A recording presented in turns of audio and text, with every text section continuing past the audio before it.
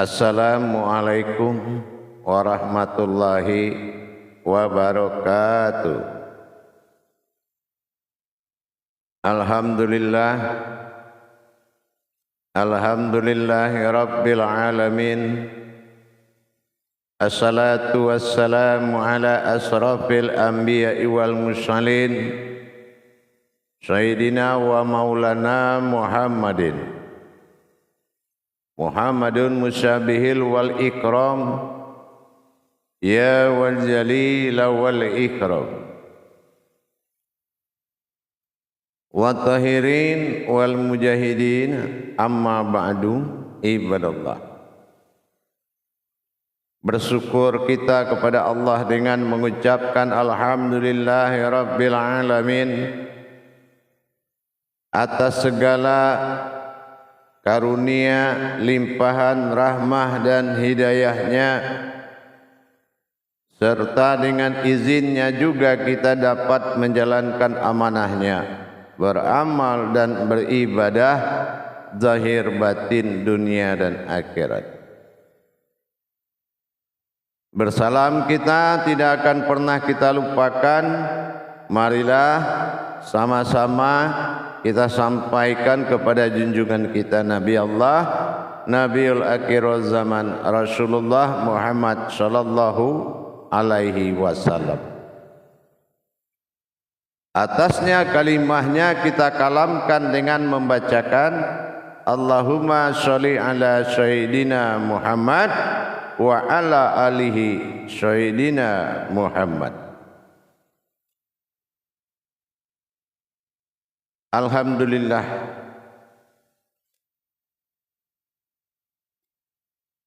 bertemu lagi dengan saya Guru Mursyid Syekh Nur Muhammad Buya Irwan Maulana Al-Khalidi, Sumatera Barat, dalam rangka meningkatkan iman dan takwa kita kepada Allah, tentunya dengan menjalankan amanahnya Rasulullah, yaitu bertolabul ilmi, ya, dengan amanah belajar menuntut ilmu. Dalam pelaksanaan belajar menuntut ilmu ini, insya Allah YouTube Buya Pasaman Timur selalu akan mengedepankan kepentingan umat. Tidak pernah keluar daripada sifat diri menuju Tuhan. Inilah kalam-kalam yang kita sampaikan. Insya Allah mudah-mudahan bermanfaat untuk kita bersama dalam menjaga marwah-marwah ketuhanan Allah pada diri kita. Kemana lagi marwah Allah itu kalau bukanlah sebuah diri? Untuk itu para hadirin dan jemaah sekalian, pada waktu dan kesempatan ini saya akan berbagi wawasan kepada kita semua. Mudah-mudahan insya Allah ada manfaatnya, yaitu mengenai asal-usul perbuatan baik dan buruk manusia di muka bumi ini. Karena banyak pertanyaan, dengan adanya pemahaman kajian-kajian ma'rifatullah, sehingga mereka beranggapan dengan sudah adanya kodrat-kodrat Allah dalam diri, nurani pegangan jasad, zat Allah pegangan rohani, dan batin pegangan Tuhan adalah nyawa. Kalau dilihat dari kalamnya, tidak mungkin ada perbuatan buruk. Tapi kenapa bisa terjadi? Begitu hebatnya pengetahuan kajian ma'rifat itu. Kemuliaan-kemuliaan Allah dikaji di dalam diri, seolah-olah tidak ada lagi ruang yang buruk dari hasil kajian. Tapi kenyataan kebatilan itu tetap terjadi di kehidupannya. Apa penyebab? Apakah karena kodrat itu lemah? Atau memang kodrat itu tidak ada? Atau memang bisa terjadi? Atau memang boleh dikatakan salah satu tujuan? Tidak mungkin. Tidak ada yang menuju keburukan. Lantas dari mana datangnya? Kita lihat, maaf, begitu terkenal, terjadilah aib.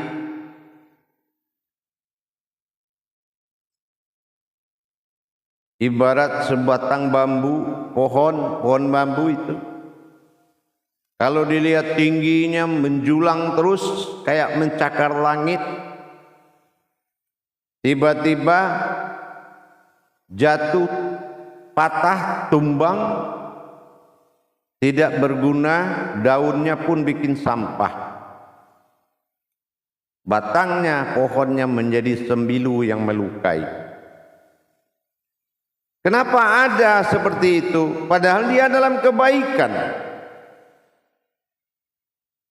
Ini berasal dari mana keburukan itu atau yang batil itu?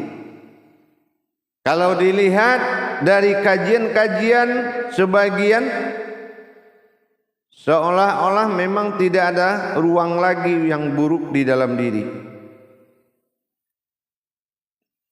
Tapi tetap aja terjadi.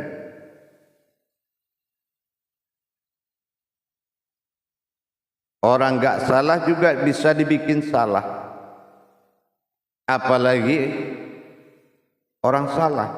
Orang gak salah bisa dibikin salah. Nah, itu ada kemampuan seperti itu.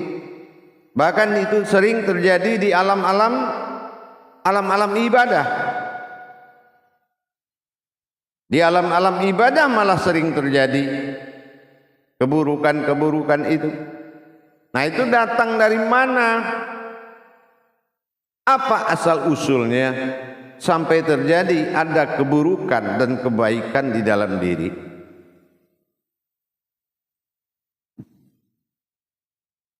Hak dan yang batil. Maka kita harus kembali mengingat apa yang pernah Allah sampaikan pada qudsinya. La af'alun illallah. Ada yang bergerak. Tidak ada yang bisa bergerak tanpa izin Allah. Tapi kok ada kejahatan? Nah, itu tadi. Dari mana sumbernya? Padahal sudah dikunci la af'alun illallah. Tidak akan ada gerakan tanpa Tuhan, tanpa izin Allah. Tapi gerakan itu sangat banyak. Datangnya dari mana itu? Nah, kita kembali kepada usul lagi. Hadirin jamaah yang dirahmati Allah rahimakumullah. Kita harus ingat kembali, kita menerima kodrat manusia ini bukan setelah lahir saja. Sebelum lahir kita sudah diperjalankan. Ada beberapa titik yang telah dititipkan oleh Allah sebelum kita menuju kodrat manusia.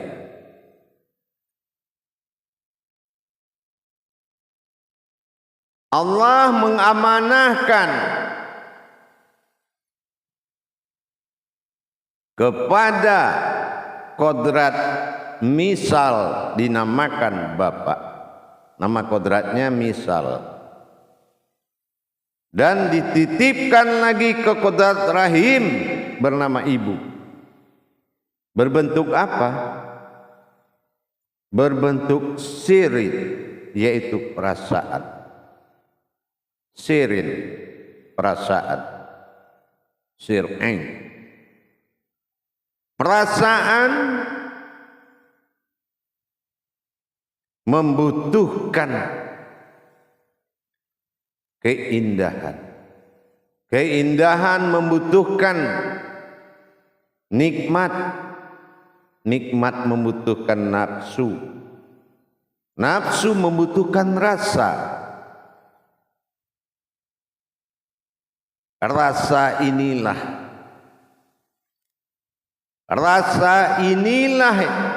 atau rin tadi, ain tadi mendengar kalam Allah kepada diri yang sebelum jadi manusia. Saat diri batin itu memohon kepada Allah, apa amanahmu? Allah bilang, Unni istajib lakum. Unni istajib lakum. Memintalah kepadaku dari hatimu. Memintalah kepadaku. Berdoalah. Apapun yang kamu minta akan kuberikan. Dan apapun kebaikan yang kamu minta, maka kamulah yang akan menerima kebaikan. Dan apabila kamu meminta keburukan, maka aku timpakan kepadamu keburukan. Inni istajib lakum.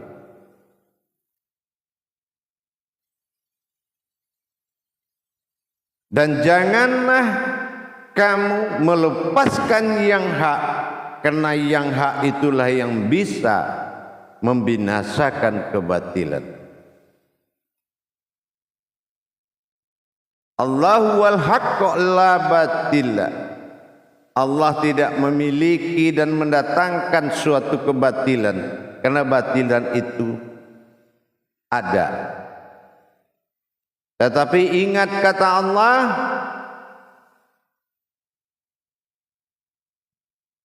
wujud. Aku sudah ada sebelum hak dan batil itu ada.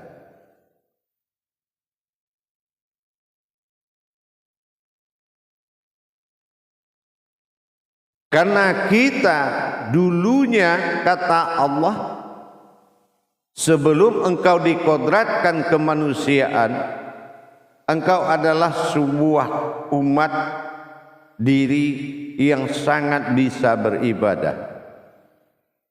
Perjalanan 9 bulan kamu melaksanakan zikir tanpa suara, tanpa air, tanpa angin, tanpa api, tanpa tanah. Kamu berzikir selama 9 bulan. Tapi Allah menitipkan namanya kepadamu.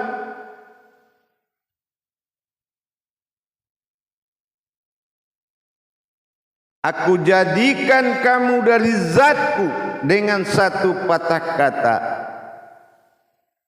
Dan jangan lupa, nama itu kamu pakai untuk rohanimu, yaitu Allah. Nama itu kamu pakai untuk rohanimu.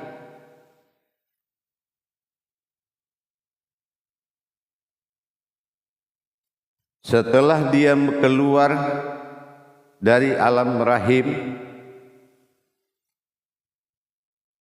maka dia lupa dengan amanah tadi.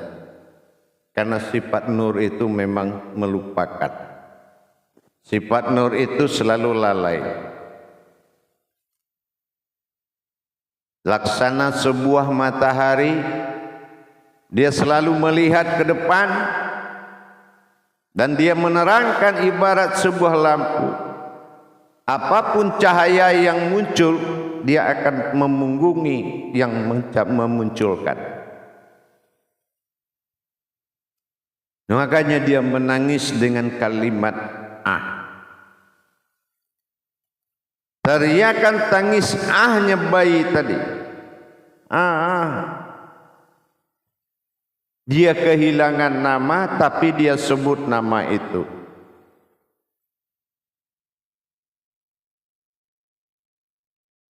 Maka setelah orang tua yang diamanakan memberikan nama, dia langsung mencintai nama dunia itu.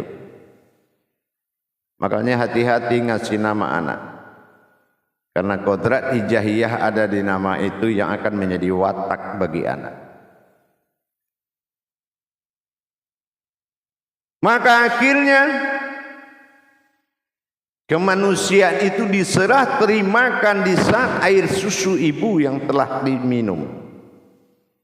Atau meskipun tidak dari ibunya, namanya kodrat susu itu, nutfahnya.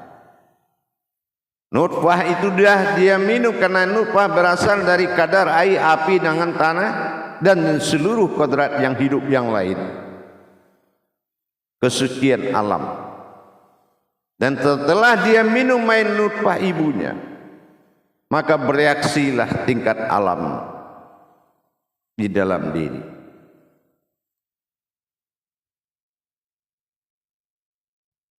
Maka setelah itu dia ingat pesan Allah tadi. Unni astajabi lakum. Astajib lakum, memintalah kepadaku.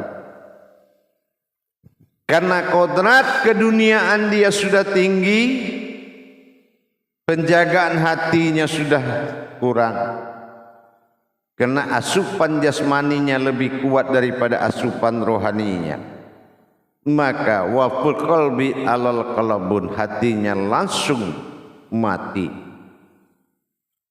Fungsi hatinya kalabun, hidup sendiri, dan kabatun, mati total dari rasa dan perasaan. Karena tidak lagi fuadun. Kenapa? Karena diasupi oleh makanan jasmani, santapan jasmani tanpa menerima santapan rohani. Akhirnya nurani dan rabbani hatinya melemah. Inilah awal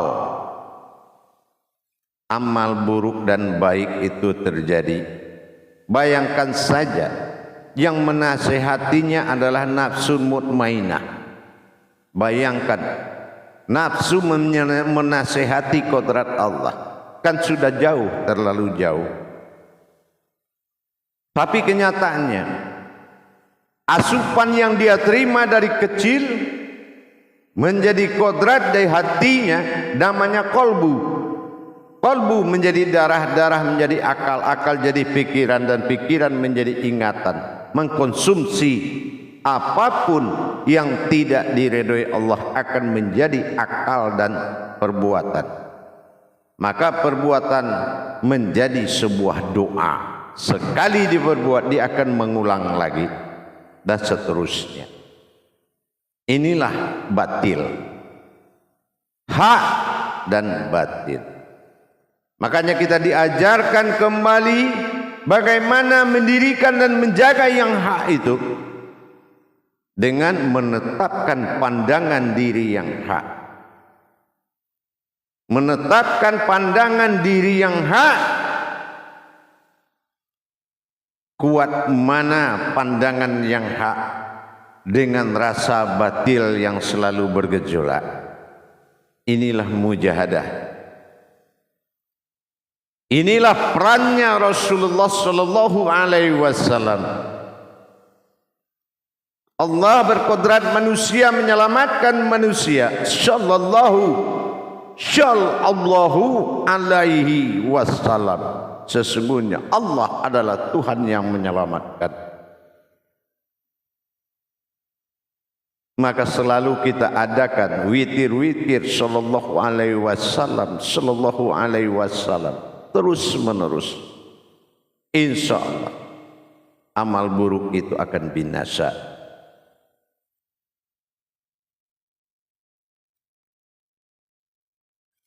Hadirin jamaah yang dirahmati Allah. Dengan demikian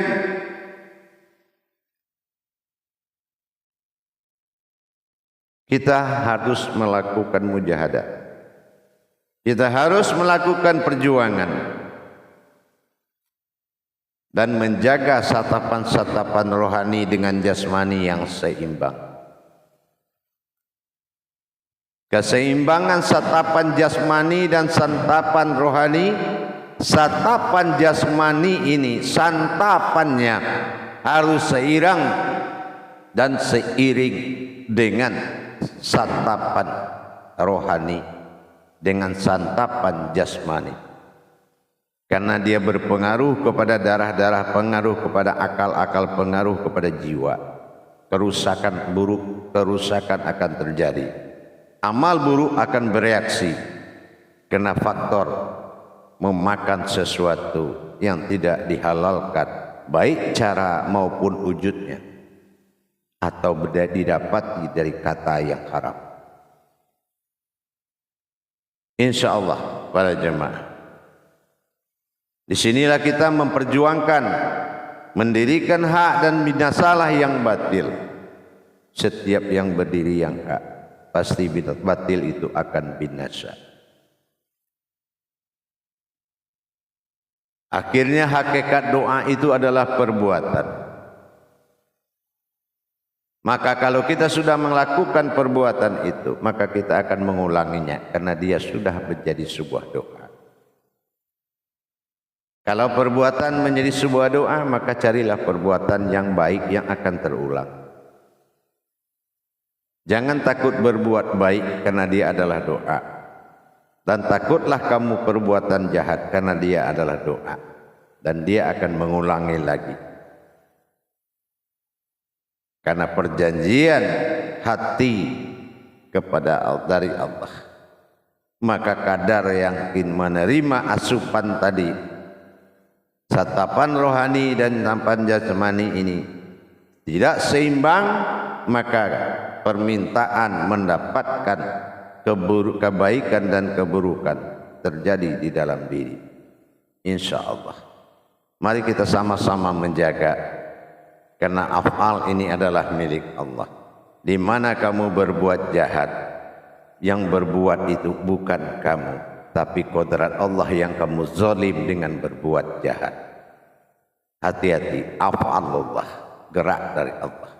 Gerakmu gerak Allah. Barakallahu ya Karim ya Rahman ya Rahim. Akhirul kalam. Wabillahi taufiq wal hidayah. Assalamualaikum warahmatullahi wabarakatuh.